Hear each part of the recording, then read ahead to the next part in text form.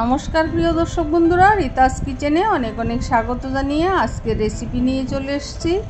আশা করি সকলেই ভালো আছো, আমিও ভালো আছি। বন্ধুরা চলো রেসিপিটি শুরু করা যাক। ভিডিওটি স্কিপ না করে শুরু থেকে শেষ অবধি দেখার অনুরোধ রইল। দেখো বন্ধুরা, আজ কি মাছ নিয়ে চলে এসেছি আমি। কাঁকড়া মাছ নিয়ে চলে এসেছি। কাঁকড়াগুলো কাটতে যে ঝামেলা হয়েছিল বন্ধুরা, কিভাবে কেটেছি আমি শুধু জানি, যে ভয় লাগছিল।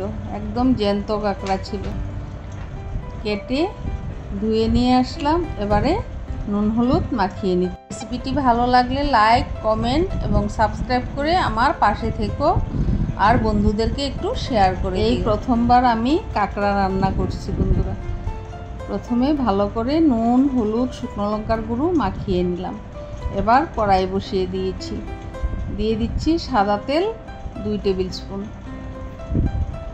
কড়াইটা গরম হয়ে গেছে, তেলটাও গরম হচ্ছে। এবারে দিয়ে দিচ্ছি কাঁকড়াগুলো। একদম লাল লাল করে ভেজে নেব।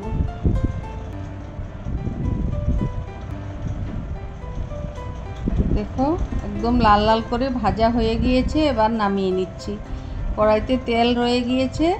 এবার ওই তেলটাতে আমি ফোড়নে দিলাম গোটা জিরে, পেঁয়াজ কুচি। এবার একটি মশলা নিয়েছি, পেঁয়াজ, আদা, রসুন বাটা, তার সাথে হলুদ গুঁড়ো, শুকনো লঙ্কার গুঁড়ো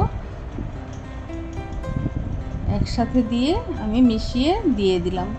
এবারে দিয়ে দিচ্ছি আলু এবং গাঠি কচু একসাথে দিয়ে আজ তরকারিটা করব।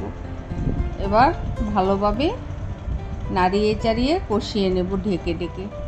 এবার ঢেকে দিলাম 10 মিনিটের মতো। ঢাকনা খুলে দেখলাম কচুগুলো সেদ্ধ হয়নি এখনো। তারপর আবারও ঢেকে দিতে হয়েছে। এবারে দিয়ে দিচ্ছি সামান্য একটু জিরে বাটা। এবার আরেকটু নাড়িয়ে চাড়িয়ে আবারও ঢেকে রেখে দেব আরও 10 মিনিটের মতো। বন্ধুরা, এই কচুগুলো ভাপিয়ে নিলে ভালো হয়, কিন্তু একদম গলে যায়, তার জন্য খেতে আমার ভালো লাগে না। তাই একটু আস্তে আস্তে থাকবে, তার জন্য আমি আজকে সেদ্ধ করিনি। এইভাবেই ঢেকে ঢেকে বানাবো। বন্ধুরা, কচুগুলো সেদ্ধ হয়ে গিয়েছে। এবারে আমি ঝোলটা দিয়ে দিলাম। তারপর কাঁকড়াগুলো দিয়ে দিয়েছি। এবার নামানোর আগে দিয়ে দিয়েছি সামান্য একটু গোলমরিচ গুঁড়ো এবং গরম মশলা। তারপর নামিয়ে নিয়েছি, গরম গরম সার্ভ করে নিয়েছি। রেসিপিটি ভালো লাগলে লাইক, কমেন্ট, সাবস্ক্রাইব করতে ভুলো না।